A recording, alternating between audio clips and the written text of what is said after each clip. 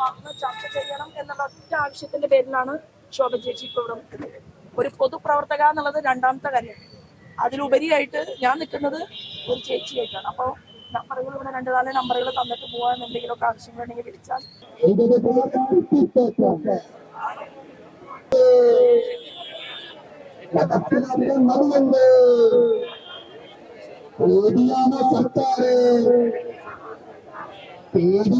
സർക്കാർ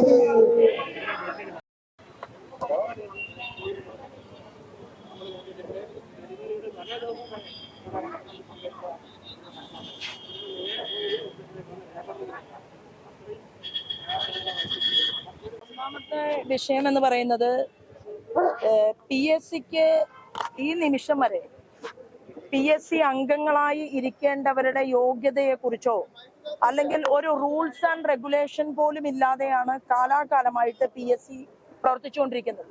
ഇപ്പൊ തന്നെ നടന്ന ക്രമക്കേടുകളിൽ അവര് ഉദ്യോഗസ്ഥന്മാരുടെ അവർക്ക് വീഴ്ച പറ്റി എന്ന് പറഞ്ഞുകൊണ്ട് ആ ഉദ്യോഗസ്ഥന്മാരെ മാത്രം പഴിചാരിക്കൊണ്ട് രക്ഷപ്പെടുമ്പോൾ ഈ PSCയുടെ ചെയർമാൻ ചോദ്യം ചെയ്യണം. അതുപോലെ തന്നെ സെക്രട്ടറി അറിയാതെ ഈ കാര്യം നടക്കില്ല. അദ്ദേഹം ചോദ്യം ചെയ്യലിന് വിധേയനാകേണ്ടതുണ്ട്. അപ്പൊ അടിമുടി നല്ല ഒരു വ്യവസ്ഥിതിയോടുകൂടി PSCയെ രൂപകൽപ്പന ചെയ്യണം എന്നുള്ളത് കേരളത്തിലെ നമ്മുടെ കുട്ടികളുടെ ആവശ്യമാണ് എന്നുള്ളതാണ്. ഇപ്പൊ നമുക്കറിയാം, കഴിഞ്ഞ സമര സമയത്ത് തലമുണ്ടനം ചെയ്തുകൊണ്ട് ഇവിടെ ചെറുപ്പക്കാരികളും സമരം ചെയ്തു. മുട്ടിലിഴഞ്ഞുകൊണ്ട് അവർ സമരം ചെയ്തു. ഈ സമരം ചെയ്യുന്ന സമയത്ത് ഞാൻ ഉൾപ്പെടെയുള്ള ഇവിടത്തെ എന്നേക്കാൾ കഴിവും പ്രാപ്തിയും തെളിയിച്ചിട്ടുള്ള, കാരണം എത്രയോ വർഷം MLA ആയിട്ടും MP ആയിട്ടും മന്ത്രിയായിട്ടും ഒക്കെ ഇരുന്നിട്ടുള്ള പല ആളുകളും അവരുടെ സമരപ്പന്തലിലേക്ക് കടന്നു വന്നു. ഇന്നത്തെ മുഖ്യമന്ത്രി, അന്നത്തെ പ്രതിപക്ഷ നേതാവ് നിലത്തിരുന്ന് സംസാരിച്ചു. നമുക്ക് എല്ലാവർക്കും ഓർമ്മയുണ്ട്.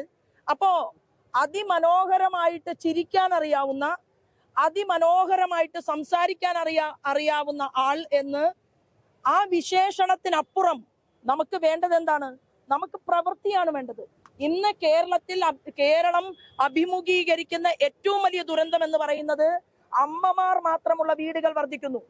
അല്ലെങ്കിൽ വാർദ്ധക്യപ്രായത്തിലുള്ള അമ്മയും ഭാര്യ നഷ്ടപ്പെട്ടു, മക്കൾ ആരും ഇവിടെ ഇല്ല, അവർ ഏതെങ്കിലുമൊക്കെ രാജ്യത്ത് പോയി ജോലി ചെയ്യുന്ന ഒരു സാഹചര്യമാണ് ഇന്ന് കേരളത്തിന്റെ മണ്ണിലുള്ളത് എന്നുള്ളത് നമുക്ക് എല്ലാവർക്കും അറിയാം. കുറച്ച് PSC നിയമനങ്ങളിലൂടെയെങ്കിലും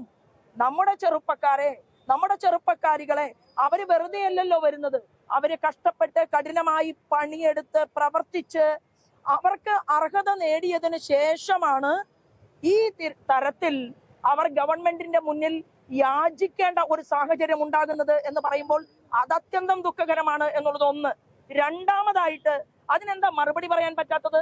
അന്ന് കേരളത്തിൽ ഈ തെരുവിൽ ഇന്നത്തെ ഒരു മന്ത്രി ശ്രീമതി ബിന്ദു കൃഷ്ണ തെരുവിലിരുന്നല്ലോ, ഇവരോടൊപ്പം ഇവരെ കെട്ടിപ്പിടിച്ചല്ലോ, ഇവരോട് പറഞ്ഞല്ലോ ഇത് പിണറായി വിജയൻ ഗവൺമെന്റ് കാരണമാണ് കേരളം ഇങ്ങനെ മുന്നോട്ട് പോകുന്നത്, ഞങ്ങളായിരുന്നുവെങ്കിൽ ഇതാകുമായിരുന്നില്ല കേരളത്തിലെ സ്ഥിതി പറഞ്ഞില്ലേ. അന്നത്തെ ഷാനിമോൾ ഉസ്മാൻ ഇന്ന് ഡെപ്യൂട്ടി സ്പീക്കർ അല്ലേ. അപ്പോ അന്ന് പറഞ്ഞ വാക്കുകളെല്ലാം ഇത്ര പെട്ടെന്ന് മറക്കാൻ എങ്ങനെയാണ് UDFന്റെ ഭരണകൂടത്തിന് സാധിച്ചത്? ആ ചോദ്യം ഈ കുട്ടികൾ ചോദിക്കുകയാണ്.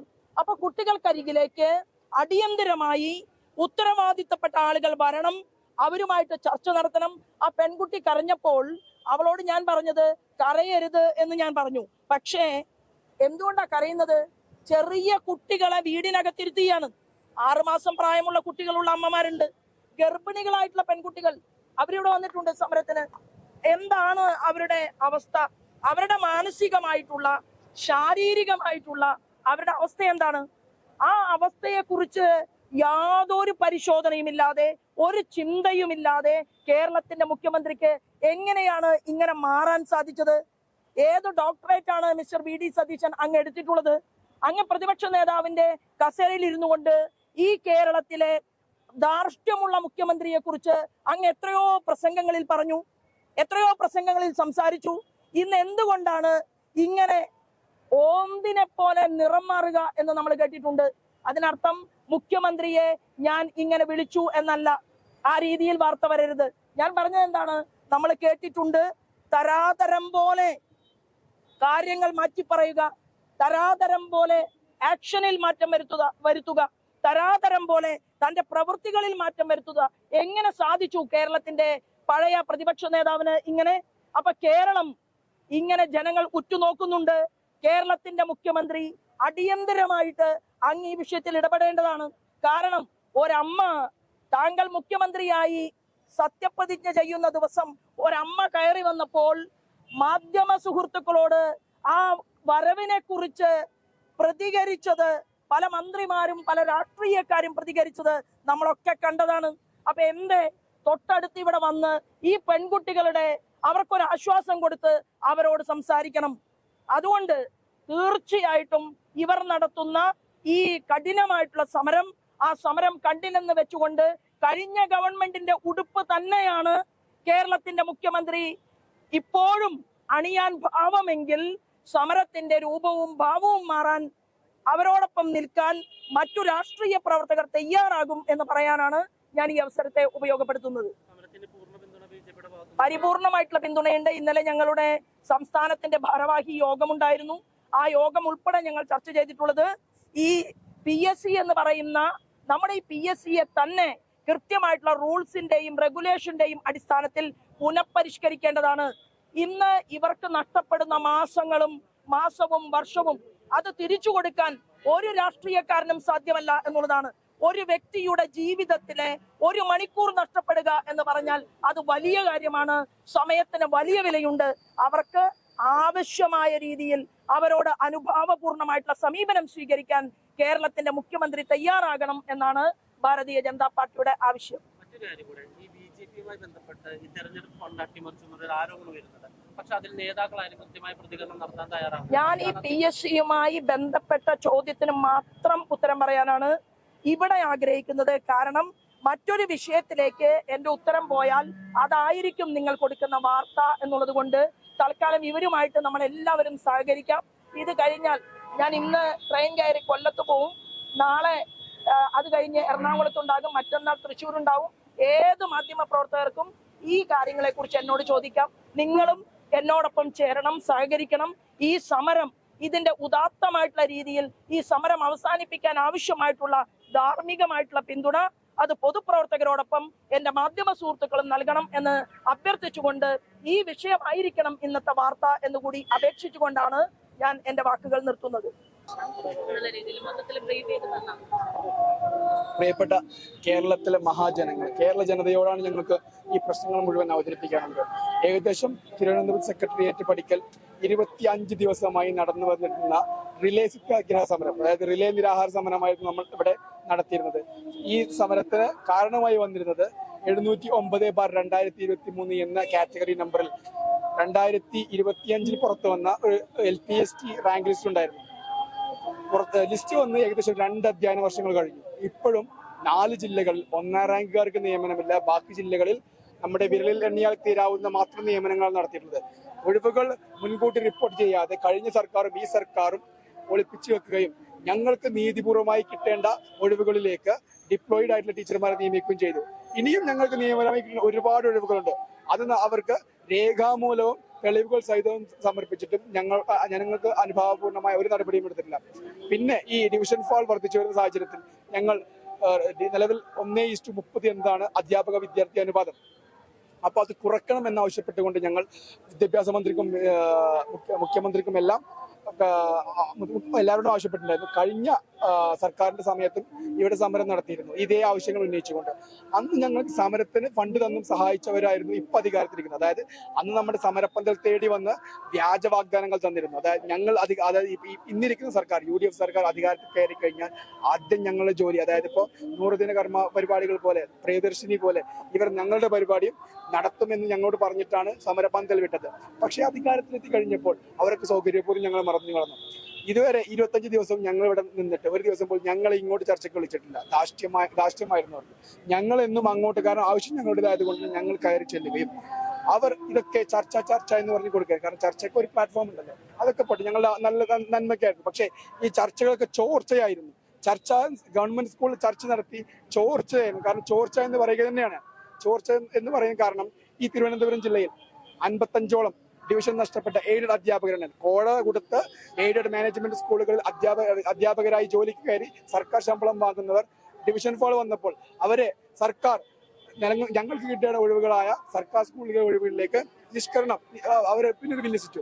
തന്മൂലം ഞങ്ങൾക്ക് കിട്ടേണ്ട ഒഴിവുകളില്ല. നോക്കൂ, ഞങ്ങൾ ഇപ്പോഴും 1ാം റാങ്കുകാർ പുറത്താണ്. ഇനി എന്താണ് ഞങ്ങൾ ചെയ്യേണ്ടത് ഞങ്ങൾക്കൊന്നും അറിയില്ല. കാരണം രാഷ്ട്രീയ മുതലാളി, അതായത് മന്ത്രിമാരുടെയും ഭരണാധികാരികളുടെയും മുന്നിൽ ഞങ്ങൾ ഈ പ്രശ്നങ്ങളൊക്കെ അവതരിപ്പിച്ചു. അവർക്കൊന്നും പറയാനില്ല. ഇനിയിപ്പോ പറയുന്നത് അന്ന് ഞങ്ങളോട് പറഞ്ഞിരുന്നത്, ഞങ്ങൾ പണ്ട് സമരം നടത്തിയപ്പോൾ നമ്മോട് പറഞ്ഞിരുന്നത് ഞങ്ങളുടെ പ്രശ്നങ്ങളൊക്കെ അവർ പഠിച്ചു കഴിഞ്ഞു, ഞങ്ങൾ അവർ അധികാരത്തിലേക്ക് ഉടൻ പരിഹരിക്കുമെന്നാണ്. ഇപ്പൊ പറയുന്ന അവർക്ക് പഠിക്കാൻ 2 മാസം വേണമെന്നാണ്. പഠിച്ചോ, ശരി, അവർ വാക്കുകൊണ്ടെങ്കിലും ഉറപ്പ് നൽകുമായിരുന്നെങ്കിൽ ഞങ്ങൾ സമരം നിർത്തിയേനെ ഇന്നലെ. കാരണം ഇന്നലെ ഞങ്ങൾ സീമുമായി ചർച്ച നടത്തിയിരുന്നു. അപ്പോൾ എയ്ഡഡുകാർ എന്നൊരു വാക്ക് പോലും ഞങ്ങൾക്ക് പറയാൻ സമ്മതിക്കുന്നില്ല. എയ്ഡഡുകാരെ സർക്കാർ സ്കൂളിലേക്ക് നിയമിച്ചു, അത് മാറ്റിയൊന്ന് എയ്ഡഡ് സ്കൂളിലേക്ക് നിയമിക്കാമോ എന്ന് ചോദിക്കുമ്പോൾ അത് നിങ്ങൾ പറയരുത്. കാരണം എയ്ഡഡുകാരെ പറയാനേ പാടില്ല. എയ്ഡഡുകാരെ പറയുന്നത് സർക്കാരിന് പേടിയാണ് എന്നാണ് ഞങ്ങൾക്ക് പറയാനുള്ളത്. പൊതുജനങ്ങളെ നിങ്ങൾ മനസ്സിലാക്കണം. സർക്കാരിന്റെ ശമ്പളം പറ്റുന്നവർ, നിങ്ങൾക്ക് പോലീസ് ആവണോ, മറ്റു ഡ്രൈവർ ആവണോ, ക്ലർക്ക് ആവണോ, PSC എഴുതണം. പക്ഷെ അധ്യാപകനാണോ 50 ലക്ഷവും 60 ലക്ഷവും കോഴ കൊടുക്കുകയാണെങ്കിൽ നിങ്ങൾക്ക് ജോലിയും 2 വർഷം കഴിഞ്ഞാൽ പ്രൊട്ടക്ഷനും കിട്ടും. പിന്നെ ഇതുപോലെ PSC എഴുതാനാണ് വിധിയെങ്കിൽ നിങ്ങൾക്ക് ഈ തെരുവിൽ കിടക്കാം. ഭാവി അധ്യാപകരാകാൻ പഠിക്കുന്നവരെ, PSC ക്ലാസുകൾ തലപുണ്ണാക്കി പഠിക്കുന്നവരെ നിങ്ങൾ എന്ത് റാങ്കിൽ എത്തിയിട്ടും കാര്യമില്ല. കാരണം നിങ്ങളെ തിരിഞ്ഞു നോക്കാൻ ഇവിടെ ഭരണാധികാരികൾക്ക് സമയമില്ല. കാശുള്ളവന്റെ, പണമുള്ളവന്റെ, അധികാരമുള്ളവന്റെ കൂടെ നടക്കാനാണ് എല്ലാവർക്കും ഇഷ്ടം. അതുകൊണ്ട് തന്നെ ഞങ്ങൾ ഗാന്ധിജി നമുക്ക് കാണിച്ചു തന്നിട്ടുള്ള മഹത്തായ ഒരു സമരമുറയുണ്ട്, സത്യാഗ്രഹം. ആ സത്യാഗ്രഹത്തിന്റെ പാതയിൽ സത്യത്തിന്റെയും നീതിയുടെയും ധർമ്മത്തിന്റെയും അധ്യാപകരായ ഞങ്ങൾ അത് നാളത്തെ തലമുറയിലേക്ക് രാഷ്ട്ര നിർമ്മാണം നടത്തേണ്ട, പുതിയ തലമുറയെ വളർത്തിയെടുക്കേണ്ട, യുവാക്കളെ വളർത്തിയെടുക്കേണ്ട അധ്യാപകരായ ഞങ്ങൾ ഇത് ഗാന്ധിജിയുടെ സമരമുറ സ്വീകരിച്ചുകൊണ്ട് ഈ ഭരണകൂടത്തിനെതിരെ പോരാടുകയാണ്. നീതി ഞങ്ങൾക്ക് കിട്ടുമെന്ന് തന്നെയാണ് പ്രതീക്ഷ. ഈ നീറ്റ് പരീക്ഷ ചോദ്യപേപ്പർ വിവാദം ഉണ്ടായതിനു ശേഷമാണ് നിങ്ങളുടെ സമരം ഒന്ന് ശ്രദ്ധയിലേക്ക് വന്നത്. അപ്പോൾ ആ വിഷയവുമായി ബന്ധപ്പെട്ട് പല പ്രതിഷേധത്തിന്റെ മാർഗമായിട്ട് പല ബോർഡുകൾ ഇവിടെ കാണുകയുണ്ടായി. അതായത് അവിടെ സമരത്തിന് പോയ സർക്കാർ ഇവിടെ നിങ്ങളെ തിരിഞ്ഞു പോലും നോക്കിയത് ഇതൊക്കെ വലിയൊരു വിരോധാഭാസമാണ്. കാരണം ഞങ്ങൾ നിങ്ങൾക്ക് ഈ ബോർഡ് കാണാം, ജന്തർ മന്ദിർ. ഈ ജന്തർ മന്ദിറിലേക്കാണ് മുഖ്യമന്ത്രി പോകാൻ ആഗ്രഹിച്ചു വരുന്നെങ്കിൽ ഞങ്ങൾ ഇവിടെ ജന്തർ മന്ദിർ ആക്കിയിട്ടുണ്ട്. ഇനി ബർത്ത്ഡേക്ക് കേക്ക് മുറിക്കാനാണ് പോകുമെങ്കിൽ ഞങ്ങൾ ബർത്ത്ഡേ സെലിബ്രേഷൻ ഇവിടെ വെച്ചിട്ടുണ്ട്. അങ്ങനെയെങ്കിലും അധികാരികൾ വരട്ടെ, അധികാരികൾ വന്നിട്ട് ഞങ്ങളുടെ പ്രശ്നങ്ങൾ കാണട്ടെ. കാരണം അവർക്ക് പ്രശ്നങ്ങളൊക്കെ സെലക്റ്റീവ് പ്രശ്നങ്ങളാണ്. കാരണം അതും ഇതും ഒരേ പ്രശ്നങ്ങളായിരുന്നു.